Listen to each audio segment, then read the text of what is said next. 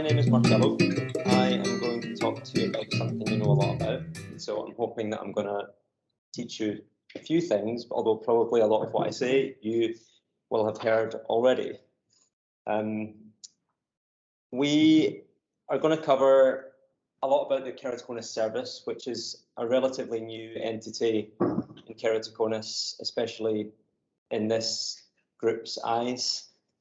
We'll talk a bit about the effect of COVID, although I won't spend very long on that. We've all had enough of COVID. Virtual clinics, what they are and why they exist. A lot about the tests and what we do in our role, how we interpret things. Something about research, a bit about contact lenses, because I'm an optometrist and contact lenses are one of the things that I do. I'm not really one for trash TV, but every time a new patient who was young came in, I would say, do you know why you've come in today? Do you know why you've been referred? And they all said, not all, most said Keratoconus. So, I mean, I had to Google who this was, but this is Keratoconus.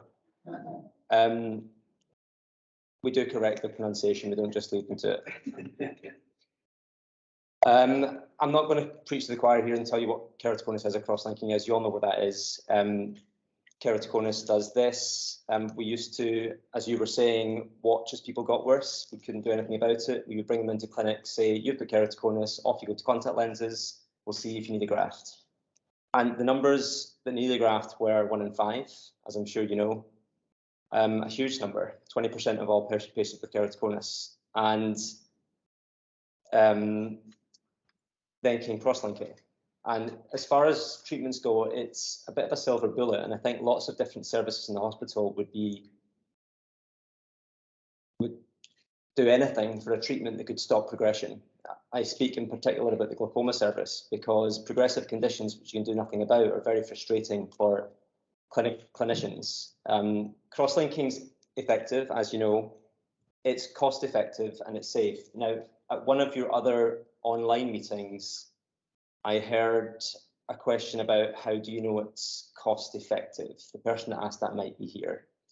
There was a nice paper in 2015 which looked at grafts and why we do them. Previously, before cross-linking, 40% of grafts were done for keratoconus, and 63% of those grafts that were done for keratoconus were for advanced disease, so stage 4. After cross-linking, and this number is likely to be even lower now, after cross-linking, 11% of grafts were done because of keratoconus, and 96% of those were for advanced disease. So you think that those grafts that are coming through now are the patients who perhaps haven't been able to come, or they didn't realise that the weaker eye had keratoconus and presented to us very late. So cross-linking really has been a game changer. So why does the keratoconus service exist? You will all remember, a lot of you will remember, that when you had keratoconus, you went into the external disease clinics, you saw a medic, and you probably waited 2+ hours to see someone, maybe longer.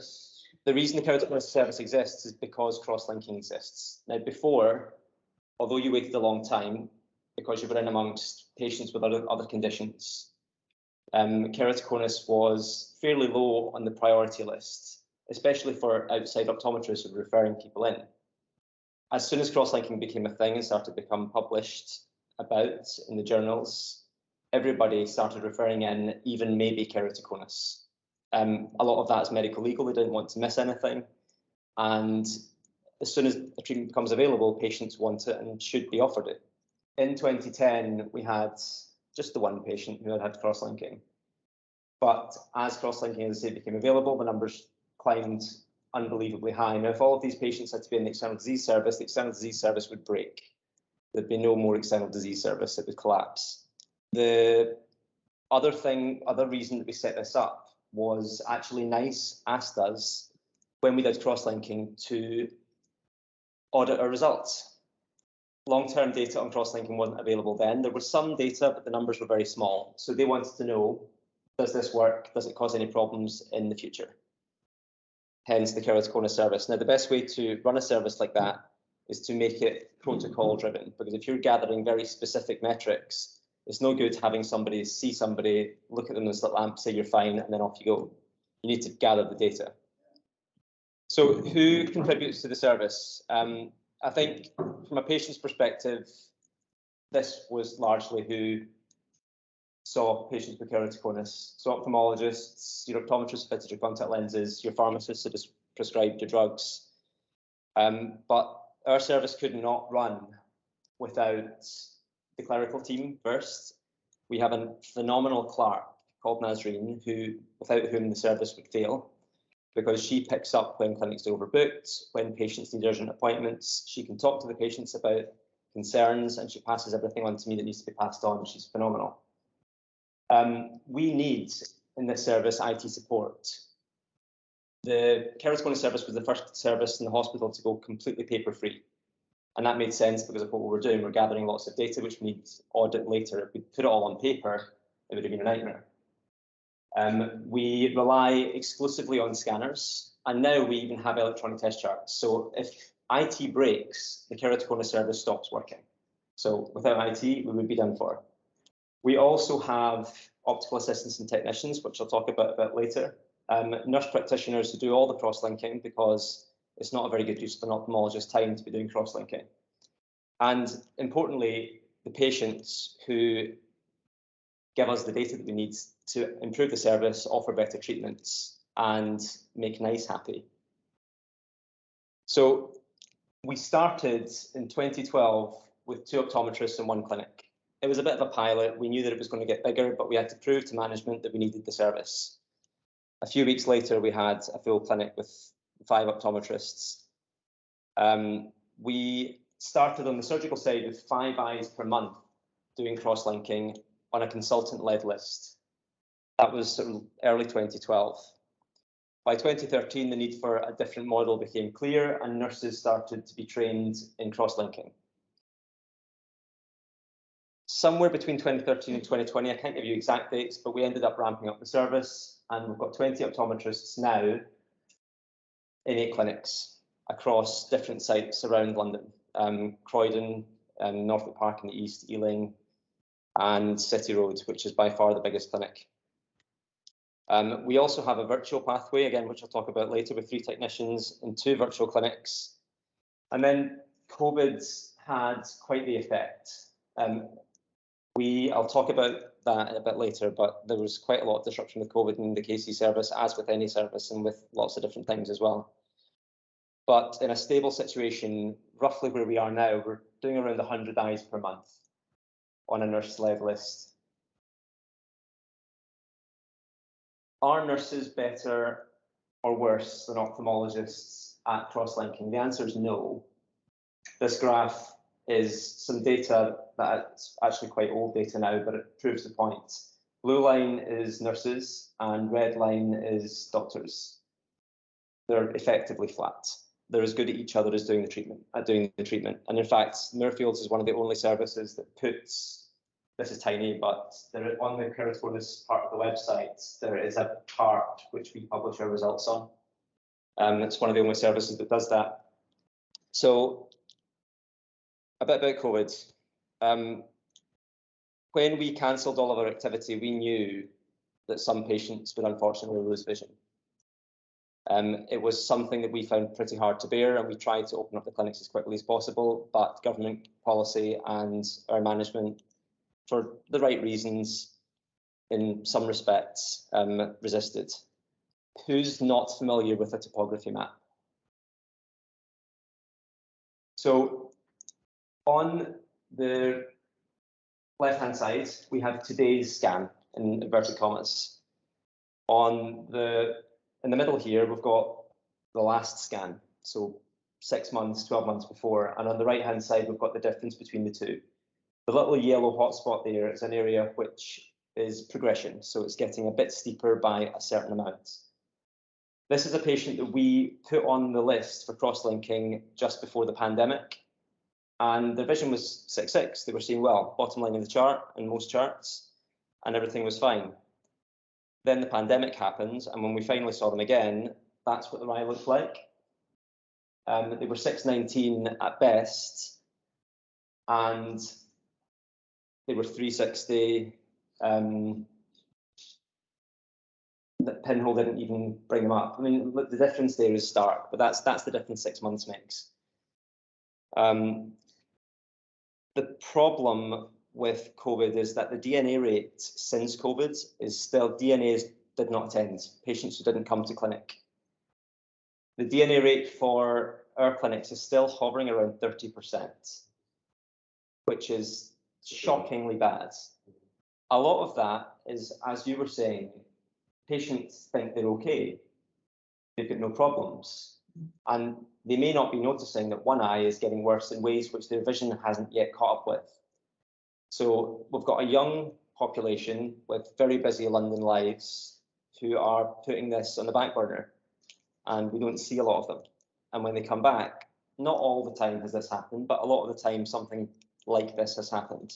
To clear post-COVID the backlog, because the backlog was tremendous, we switched the pathways. We previously saw all of our patients face-to-face and some of our patients, the low-risk ones, in this virtual clinic, which I'll tell you about. We had to cancel around 1,300 appointments between March and May.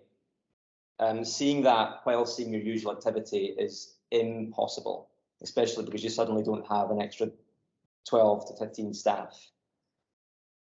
If you put them in a virtual clinic, a technician can see 10 patients because all they're doing is scans and visions, and then the patients go home. An optometrist who's reviewing those virtual patients can review 15 to 20. And looking at a patient on the slit lamp takes time. And when we did that, we only had to bring back in about 30% of patients because they may have progressed. So the model works. In order to catch up surgically, because again, these 1,300 patients, a lot of them needed cross-linking. The ones that had been put on the cross-linking lists, all of those were deferred. So we had to catch that up too. And to do that, we had to do an incredible scheduling exercise, a lot of thousands of patients who needed to be brought in, hundreds that needed cross-linking. And these nurse practitioner roles really came into their own because the nurse practitioners could increase the number of sessions they were doing to clear the backlog. Optometrists extended their role in keratoconus monitoring by helping the nurses check the post-operative patients, which is something that a lot of optometrists had never done before. The fellows and the sometimes consultants ran extra lists on Saturdays and other evenings through the week to try and clear the backlog. And the pharmacists set up one of the first remote prescription services for post-op patients. So it was all quite the undertaking. It worked really well. Now, the virtual clinics were set up, as I say, initially for the lower risk patients. The reason we set them up is because ultimately scans are what tells you whether a patient has progressed. Vision doesn't really tell you a lot, and I'll tell you why later, but in these optometrists face-to-face clinics, we see all new patients. You cannot put a brand new patient into a technician-led clinic to not have a conversation. That's A, not fair, and B, impractical. You'll end up having a phone call with the patient afterwards and probably a few complaints. Not a good idea. We also see in the face-to-face clinics patients that are likely to need cross-linking. There's no point in putting a patient into a technician-led clinic only to then bring them back in because they need to have a conversation about surgery. Patients in virtual, as I say, are low risk and not likely to progress. Patients who are in neither of the services, who are in consultant-led services, tend to have other issues. Uncontrolled atopic disease, other ocular comorbidities, or patients who, for example, can't come in the evening. The prison service brings patients into us. They can't come in an evening, which is when these clinics run. So they go into consultant-led clinics. Patients with severe learning disabilities sometimes are not suitable for the evening clinics, but often they are because there's no reason why they can't come into these clinics. If a patient has contact lenses, a lot of keratoconus patients do have contact lenses, then we tend not to see them in the monitoring clinic. And there's a very good reason for that, which I'll get into. What about older patients? Now, there's an assumption that patients who are over a certain age will never progress, and that assumption is wrong. The incidence of progression when you're over a certain age is lower, but that doesn't mean that it doesn't happen. I've seen patients in their 40s and sometimes 50s who have progressed. It's rarer, but it does happen. The more important thing to know is, when were they diagnosed? If the diagnosis was a year ago and you're 40, then why couldn't you progress? It may well be that this is a new thing. If the diagnosis was 20 years ago when you're 40, then chances are that you're not going to progress. Do the patients and management like these virtual clinics? Management love a virtual clinic. Fortunately for us, patients also love a virtual clinic. We wouldn't do it if management liked it and patients didn't. But this is a win-win. When patients are asked, do you like the clinic? The percentage of patients that said yes was 96%, which compared to the face-to-face clinics at 97% is the same. The response rate is higher in virtual, and a lot of that's to do with COVID, because people were sitting at home and not able to reply to things. Because if you look at the difference in response rates between 2019 and 2020, it's about double. And why do, sorry about the overlay at the top there, ignore the title. Why do management and patients like it? Because the amount of time it takes to move through a clinic when you're in a virtual clinic is now between 20 and 35 minutes. It's very quick, and the patients are just as happy with it. So it does work. My favourite comment actually was this on a feedback form. I have been seen on time. It never really happens. So if this virtual model works so well, why aren't more patients in it? There's an argument for more patients to go into the virtual pathway, but not all. As I say, new patients can't. If you are immediately post cross-linking, you can't, because there may be other things that you want to discuss, other concerns. Vision may not be quite stable. And again, patients who are likely to progress. The reason why we need, and we could never go to a full virtual pathway, is because we need to know what someone's best corrected visual acuity is. Best corrected visual acuity can only be found out with a refraction, and only an optometrist can do a refraction, or an ophthalmologist, but they don't do it so well. That's not across the board, but usually. And the only way, as I say, that's why virtual clinics don't work for everyone. We need to know, for example, that cross-linking is safe. Has a patient lost vision because of cross-linking? You can only know that with a refraction. So not for all. So yes, because community optometrists are more than capable of doing the test we need. No, because there's no real good way of getting the data back to us.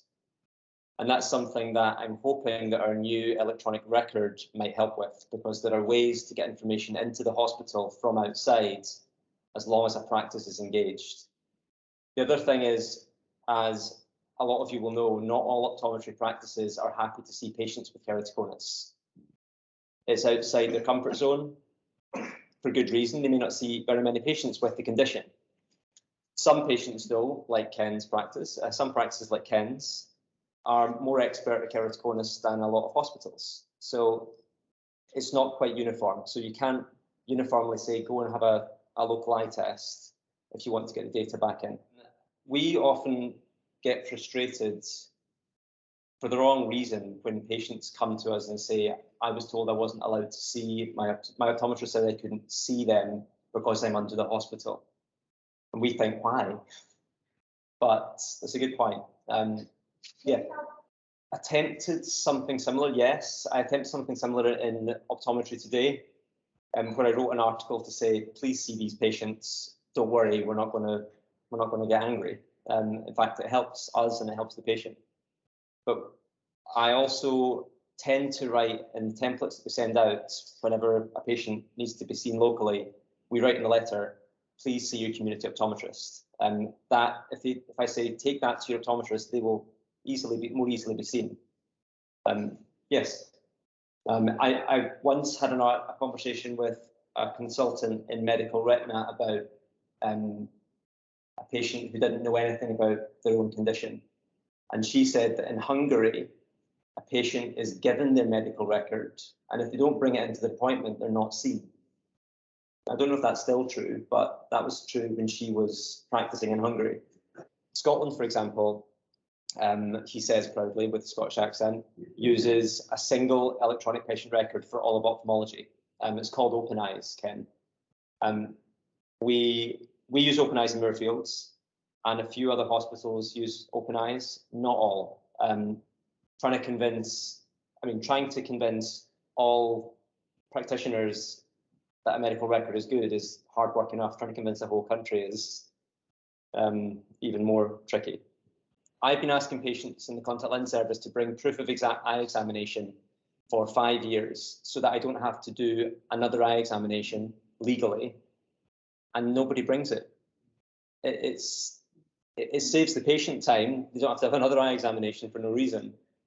It saves us time, and all it is a bit of paper, but patients don't bring it. For example, we've tried for quite a long time in Moorfields to be able to copy the optometrist into letters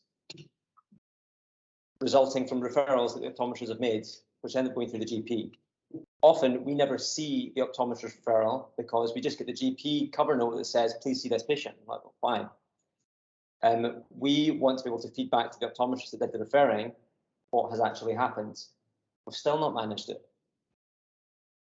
Like, since I started, we've been trying to do this. That was 12 years ago. It's still not happened.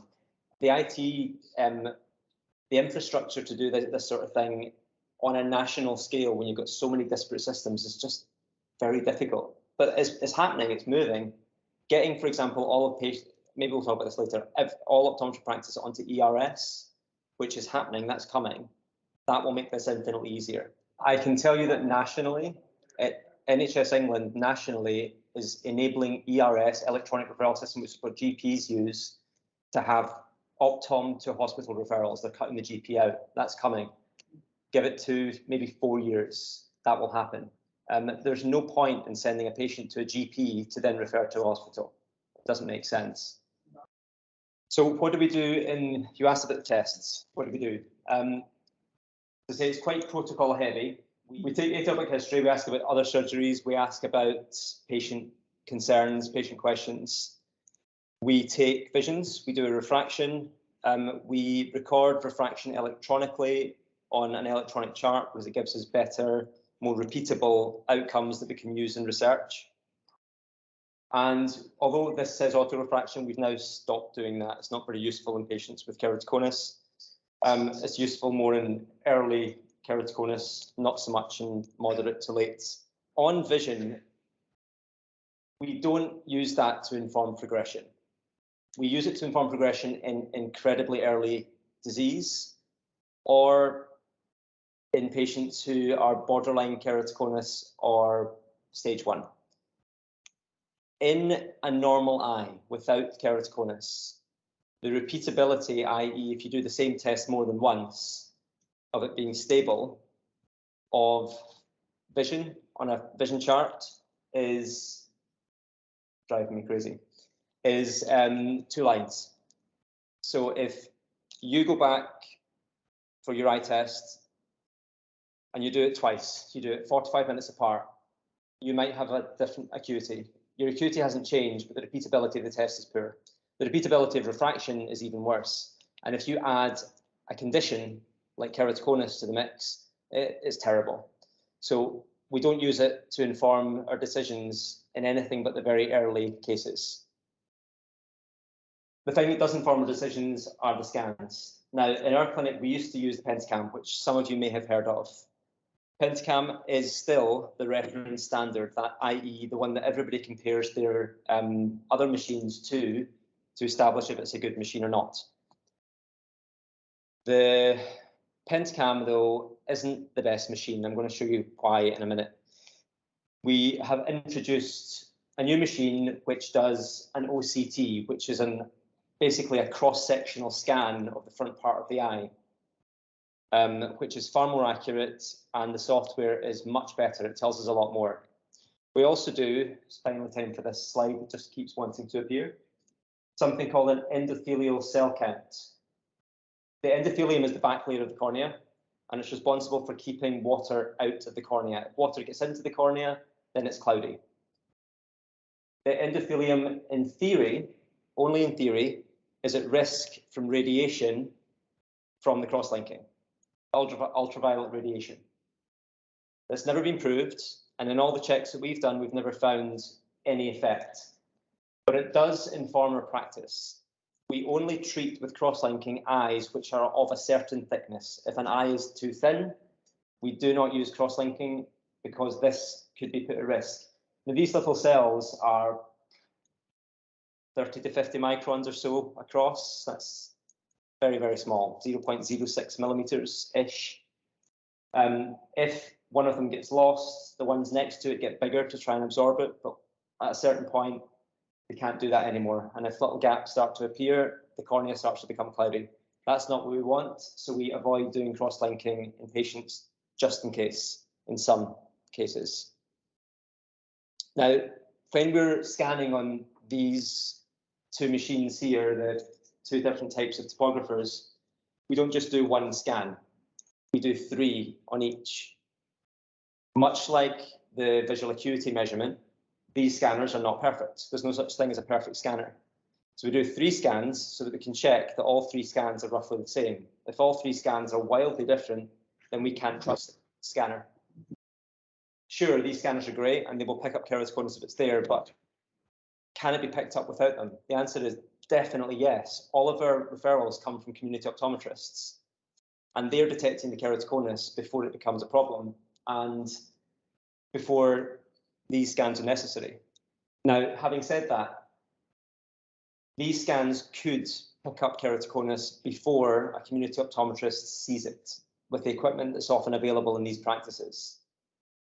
The other thing that concerns me slightly is that a test that used to be everywhere in optometry is now not everywhere. It's called retinoscopy, and a lot of optometrists have stopped doing it because there are machines that do it for them. Retinoscopy is incredibly good at picking up keratoconus, as I'm sure Ken will tell you, but it's not being done much anymore. The sensitivity of the referrals that we get is near 100%. I've very rarely seen an optometrist referral that I've had to send back to say this isn't keratoconus. So it's good. This is the pathway, if you like, for both the face-to-face clinics and the virtual clinics. So all the tests are the same. The difference is that in the virtual pathway, the patients are told a week later what the result is after having been reviewed virtually, and in the face-to-face they're told there and then. But all of this data that I was telling you about all goes into these retrospective analyses, which allow us to do pretty amazing things. Now, I'm just going to tell you about why scans are not perfect. They require quite a lot of skill to interpret, and actually there's many ophthalmologists don't interpret these scans properly. In Moorfields, optometrists are better at interpreting these types of scans than ophthalmologists are, because we've seen so many more. That's the only reason. As I've said already, vision and refraction, not a very good way to tell if someone's changing. Tomography is better, but one of the ophthalmologists I work with in another service didn't use the word rubbish, but he said rubbish in to a scanner, rubbish out. So don't trust the scan without question. We tell patients not to wear their contact lenses for 2 weeks before their scans. Is that fair? That makes life impossible for some of us. Exactly. It's a terrible idea. And one of the reasons why we don't see patients who rely on their contact lenses in the keratoconus service, because it's not fair to ask them to remove the lens for 2 weeks. The effect that that has on the scans is significant. The scan on the left here is when a patient, sorry, in the middle, this one here, is when a patient had their contact lenses in.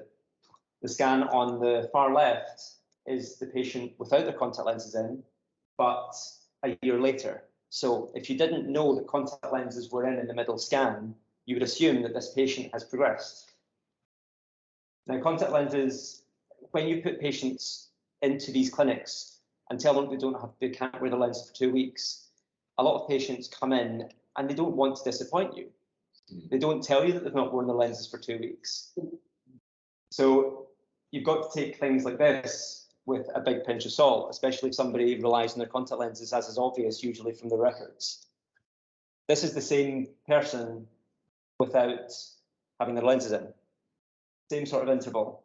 But anyway, the scanners do not, contrary to what patients often think, don't have eye trackers. The scanners do not follow your eye while it's scanning. Eye trackers are enormously expensive. They're built into laser devices such that if the patient decides to look that way, the laser stops.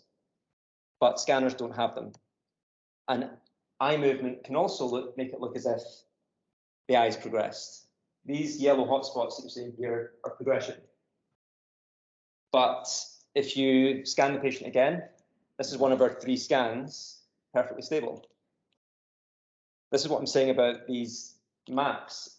Patients often ask us for a copy of their scans. I give them out, but I say, but do not try to interpret this yourself, because a lot of time and effort has gone into training people how to interpret these, and it's not easy.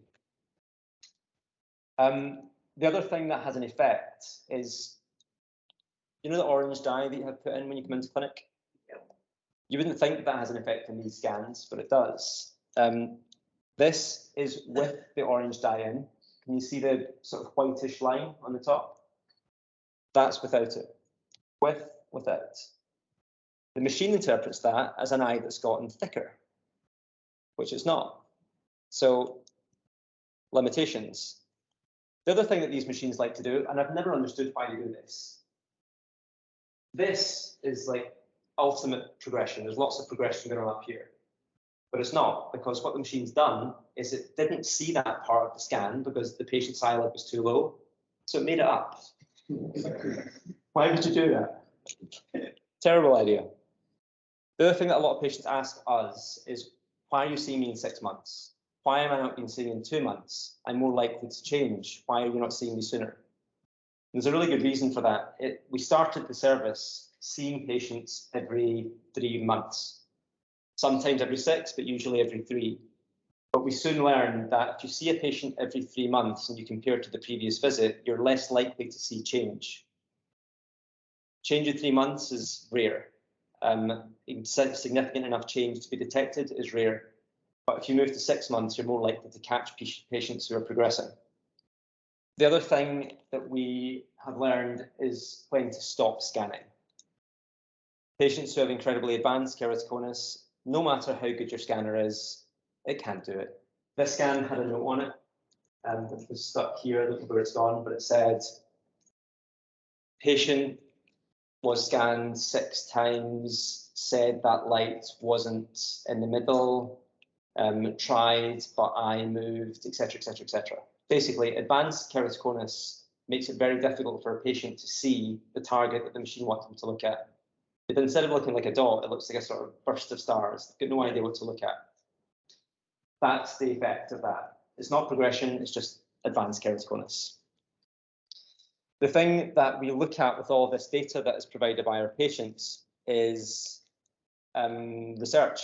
So we can do a lot of retrospective analysis on all of the data, and retrospective analysis, although not technically in research terms as good as prospective trials, i.e.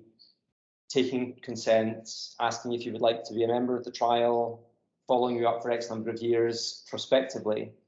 Looking at retrospective data is often more powerful because A, it's real world data. It's not being colored by patient selection bias, all these sorts of things. And B, you tend to have thousands and thousands of numbers, lots and lots of data, and that makes studies far more powerful. It used to be that when you wanted to audit, for example, a treatment, you would have to call the library, ask for practical number of notes, maybe 100, 150.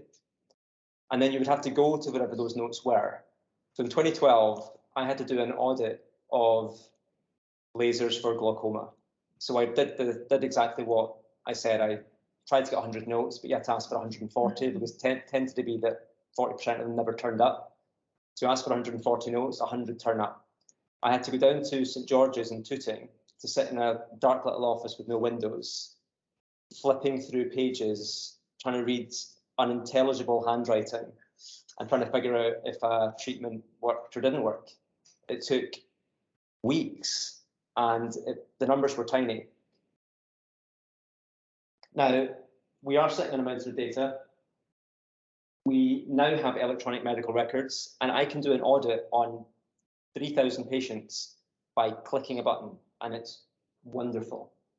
You can immediately see, for example, if a treatment works. You can see long-term data. You can see if a treatment is unsafe. You can stop treating immediately. All of these things are possible with electronic medical records. Clinicians don't tend to like them, sorry, Ken, but they are better. I know that you like your page of unintelligible handwriting. It's enabled us to research long-term treatment efficacy. We've looked at and proven that refraction in later stage keratoconus is useless. We've been able to redefine what progression looks like. One of the things that is not universally agreed is what is progression.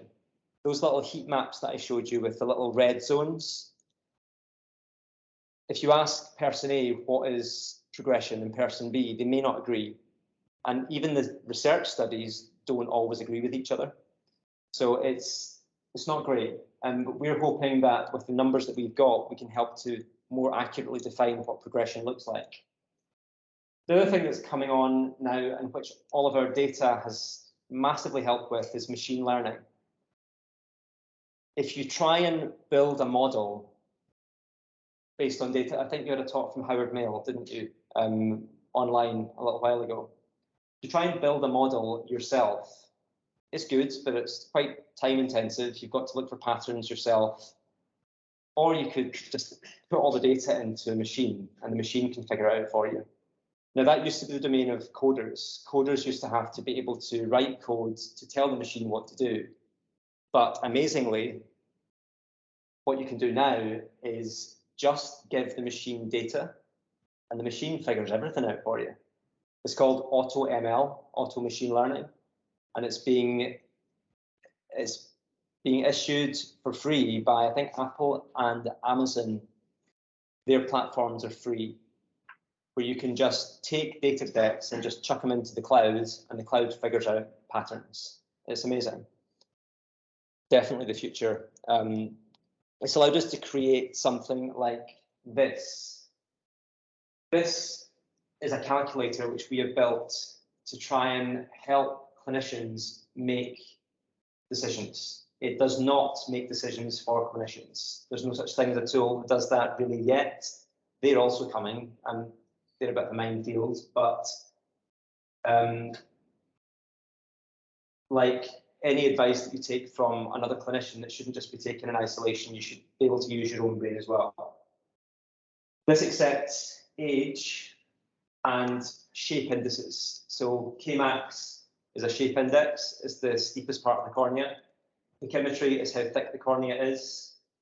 And front K1 is another index of shape on the front of the cornea.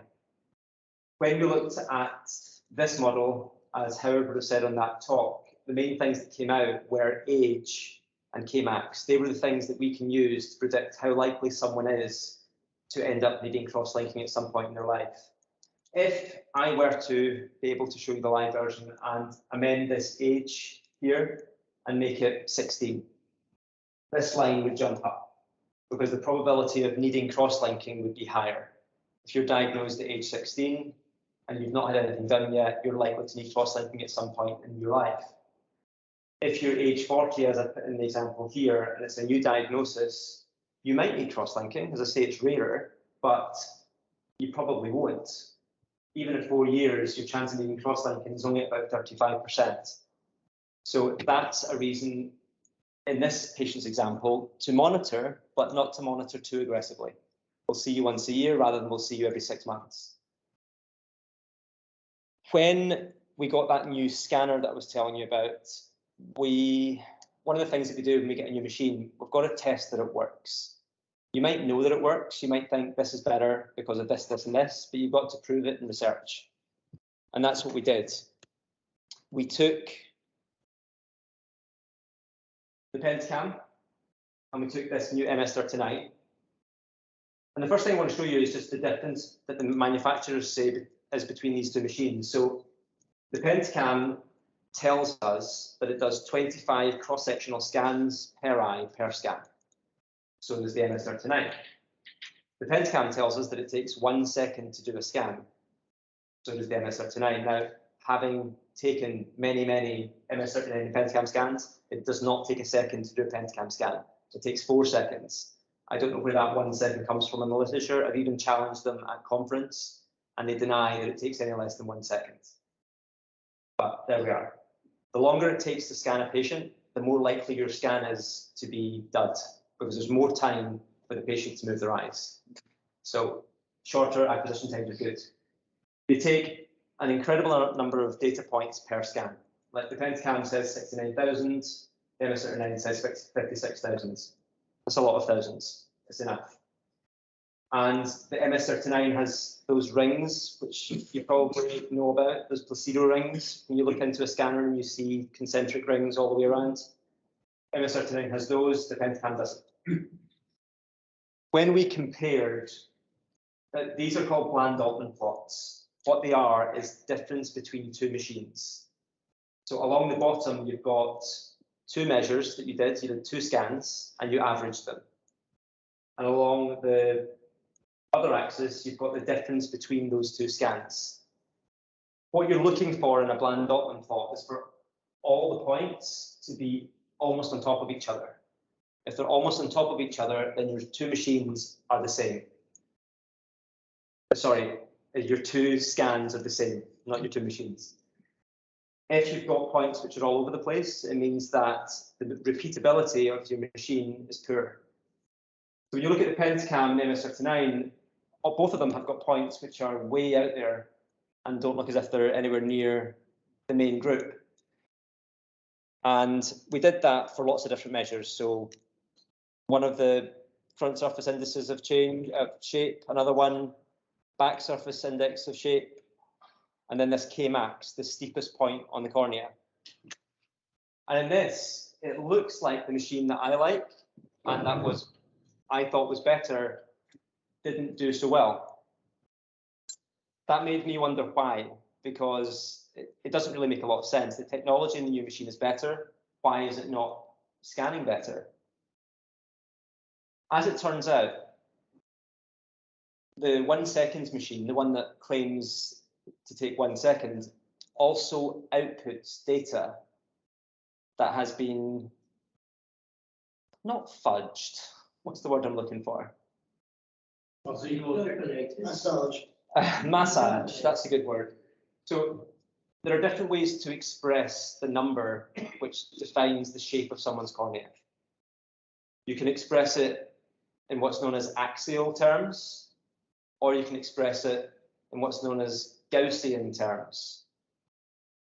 Comparing axial and Gaussian terms is like comparing apples and oranges. You can't do it. The reason why these machines look as if they're so different and why the Pentacam looks better is because the axial measurements are by definition more repeatable. So it's not a better machine. This proved nothing, and we're rerunning this study to try and adjust for the massage data.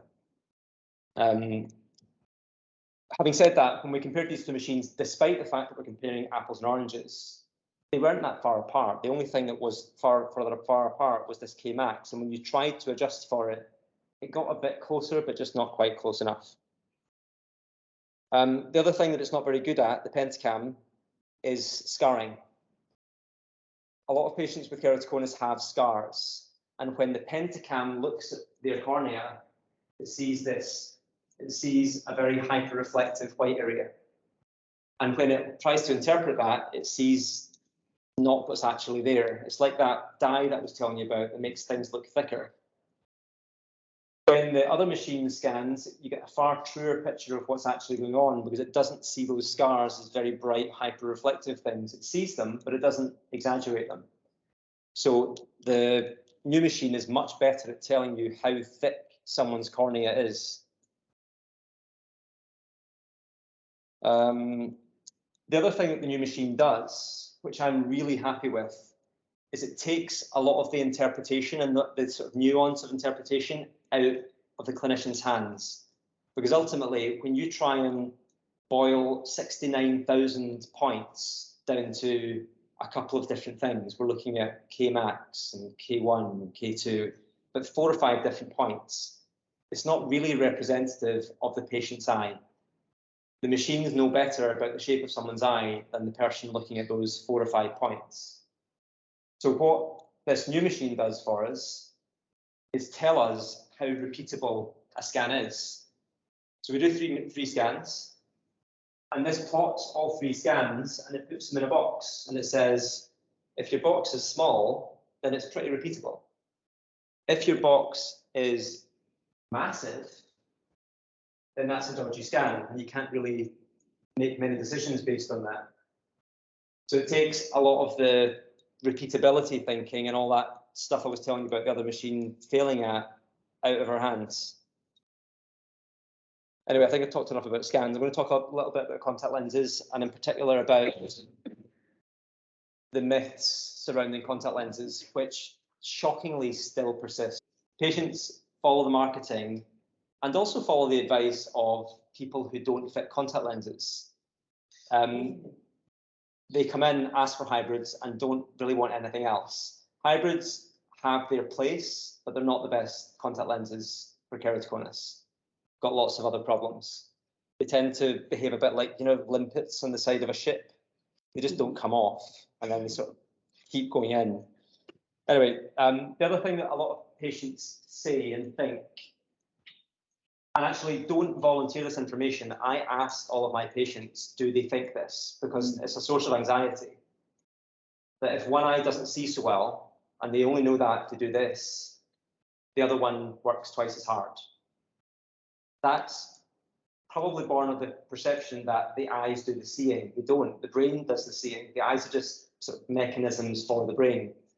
The brain takes the two eyes, throws out the image for the dodgy one, and just uses the good one. So that doesn't happen at all. And when you tell patients that, it often makes them decide that they don't want a contact lens. Because the only reason they want a contact lens often is because they think that that's going to happen. But with both eyes open, if the patient is happy with their vision and they're not particularly motivated to wear a contact lens, then why force them down that route? A lot of patients think that they must. There have been no studies that show that contact lenses cause pressure problems, cause scarring. The scarring one, a lot of people are on the fence about because we don't know. But what came first, the chicken or the egg? Keratoconus often progresses to scarring without a contact lens, as Ken will so rightfully attest. Contact lenses, the main issues with contact lenses from our point of view are risk of infection, faff. If a patient doesn't need to wear a contact lens, why send them down that road? A lot of the time patients come in usually from the external disease service, where someone has said, you need to wear a contact lens. It's an incredibly powerful thing to say. It's a tiny throwaway sentence that the patient takes with them for years. So they'll come in to the contact lens service, they'll say that they want a contact lens, and if you don't ask, do you really want a contact lens, they end up in the contact lens service. They're usually there for 3 or 4 years, sometimes 5, and every time they come in, they say a mixture of, I'm not really wearing it that often, or yeah, I've been wearing it, but they're secretly not, because they feel guilty that they're not wearing the contact lens that someone told them they have to wear. That's a big myth, and actually one that's still said in clinics, usually by the new intake of ophthalmologists who haven't been told otherwise yet. It's not true, and one of the reasons why patients sometimes force themselves to wear a lens when the other eye sees spectacularly well without any glasses or contact lenses. Somehow pushing the eye back, making the shape normal again. Sure, it does that while it's in sometimes, but it pops back into its usual shape once the contact lens is out. The other myth, which is becoming more now that cross-linking is a thing, because cross-linking's decreased the need in many patients for rigid lenses. Soft lenses now come in such a wide range of powers, and the vision is often so good following cross-linking that soft lenses can be used and they don't even have to be done in the hospital. The hospital eye service sees patients for contact lenses where the contact lenses are necessary to improve vision. That doesn't mean that patients must come to the hospital for the contact lenses.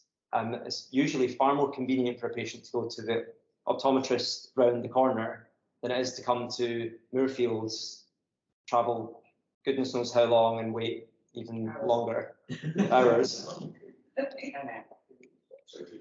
Yeah, it's a big time investment. It's usually during the day when people have got to work, all of these things. It's not a good outcome. However, even when you tell some patients this, they don't want to be discharged. Patients largely hate being discharged, which from our perspective is odd because we're discharging you because things are great. You see well, you can get your lenses locally, you're not at risk of anything. But understandably, it's an anxiety that things might be missed in the community. When you're discharging a patient, it's important that they know that you can come back and that the reason we're discharging you is because things are so good. Usually, high volume practices don't want to see or like to see patients with keratoconus. There's no money in it. That's the sad thing. And the reason for that is a bigger discussion, but the sight test should never have been made free. Free sight test damaged optometry, in my opinion. A sight test is not free. Whenever you have a sight test, the reason why you end up leaving with glasses that you never needed is because the glasses are paying for the sight test. An eye test isn't worth 20 quid. It should be a lot more, and the glasses should be prescribed only when necessary. I tell patients post-refractive surgery, so patients with no other conditions who have had their -6 glasses lasered away. I say, go for an eye test every 2 years because it's important. You're still -6, but only get glasses if when you go in, you've got a problem with your vision. Because there's such a drive these days to sell glasses that patients are walking out with these teeny tiny prescriptions that make no difference to their vision that they think they've got to wear because somebody's told them. And that's because the eye test is 20 quid. So like it's anyway. Optician for the lenses, because surely if a high street optometrist isn't used to prescribing for keratoconus, the danger is that you get ill-fitting lenses which are actually going to do damage to the cornea. So when I say discharging, the patients I'm talking about discharging to community practice are usually the ones that don't need an RGP lens, don't need a cornea lens. Right. They can wear an off-the-shelf disposable toric lens. And often before we even do that, we try one in the clinic, make sure that it fits, and then say in the letter, we've tried the following lens, please continue to supply this. Okay. So it doesn't apply to people who need RGP lenses? Not usually, although not exclusively. There are lots of places that do RGP lenses. And if a patient finds a practice that does it well, then there's no reason why not. But the other thing about practices, optometry practices is, as I say, fitting RGP lenses isn't a money spinner. So it tends to be specialist practices that do it now. It's an art that's dying or almost dead. Yeah. So people that do it usually do it well because either they've worked in the hospital or they've fitted them a long time or are just good at it. So if a patient finds somewhere locally, we're more than happy. Disposable lenses that have very high powers, for example, disposable lenses with 5.5 diopters of cylinder are available now. That wasn't the case 20 years ago. The other thing that patients often read online, and this is another one of the misinformation things you were talking about, you need a hard lens in keratoconus because of the other myths. It pushes the cornea back, it blah, blah, blah, blah, blah. It's a hard one to dispel, but the other thing that we have to tell patients is that contact lenses aren't perfect either. They've got the limitations. If the irregularity caused by the keratoconus is on the front surface, a contact lens works great. If it's on the back surface, it doesn't work very well, or at least it's got its limitations. The patients who are understandably the hardest to please as far as vision is concerned in keratoconus are usually patients whose vision isn't that bad. Patients whose vision is appalling are much happier when a lens goes in because the benefit is huge. Patients whose vision is just a bit of ghosting, they're the hardest ones to please because often the contact lens doesn't eliminate it all. So we've got to make sure that patients know what the limitations of contact lenses are. And the worst thing that, in my view, you can do for a patient is to not say when we've done all we can. Because when a patient thinks that there's another option, they will seek it out. And often, 15 years before they find somebody that says, there's nothing else we can do. It's a hard thing to say to a patient, but it's the kindest thing to say. 10, 15 years of seeking out alternative treatments that don't exist isn't time well spent. On the contact lens element, Dan Ehrlich, who some of you may know, has recently had funding approved for a new study looking at using scanners to fit contact lenses. And he asked me to ask you in particular for help with recruitment. The aim of the study is, as you will all know, fitting a contact lens often means 10 plus lenses in, out, in, out, in, out, in, out. And it doesn't really matter how experienced you are, unless it's a big scleral lens, because it's not always easy, and we're perfectionists. We like everything to look nice and symmetrical. So it tends to mean a lot of lenses. These scanners can actually do a lot of that work for us. They can select the most likely best first lens and mean that instead of 10 lenses in and out, it might be 2. The reason this came about is because during COVID, one of the sort of arguments for getting patients back into contact lens services, maybe we could do it with a scanner so that we don't need to have the patient in front of us for so long. A lot of nice things came out of COVID, which generally have helped improve patient care, but this is a potential deal breaker. The technology theoretically could be used further afield in the hospital eye service to allow patient practitioners with not a lot of experience in fitting these lenses to fit them more easily. So that study is recently approved, and Dan will be in touch. Ken, when I first started in the contact lens clinic at Moorfields, the ratio of experienced practitioner to junior was very high. So there were loads of Kens and Dans and Rosemarys, and very few of me. It's flipped, and it's flipped because we've got the service demands it. We've got more patients. We need to see them quicker. We can't let them go on for years and years without success. So we've now got far more juniors than we do senior people. So yes, it's useful because these junior people aren't as good as you at fitting these lenses. And the other thing that we're not very good at as clinicians is not chasing perfection. Perfection is the enemy of good.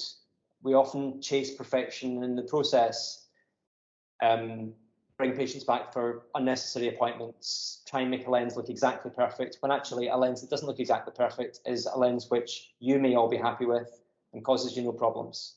So anyway, where is the keratoconus service going? Right now, the pathway looks like this. We diagnose, we monitor, we treat, we monitor, we discharge. The post-op monitoring is there because we don't really have the data to say that we don't need to do it anymore. One thing that's coming out any week now is a paper that we've put together on 5-year outcomes post-cross-linking with all that data that we've talked about. If that says that for patients that have been cross-linked, 2% of them need cross-linking again, then we maybe don't need to monitor everyone post-operatively. We can discharge them. That's good news for patients because they don't need to come in every year and waste time coming into an appointment that's not necessary. It's good news for us because we've got more capacity to see other patients and keep them waiting a less less long. So we could drop any one of these monitoring elements. I personally would be really disappointed if we're still doing things the exact same way now as in 5 years. The research hopefully will lead us to a situation where we can treat on presentation and then discharge. That is all I have. I hope that was useful. If you've got any questions, happy to answer them.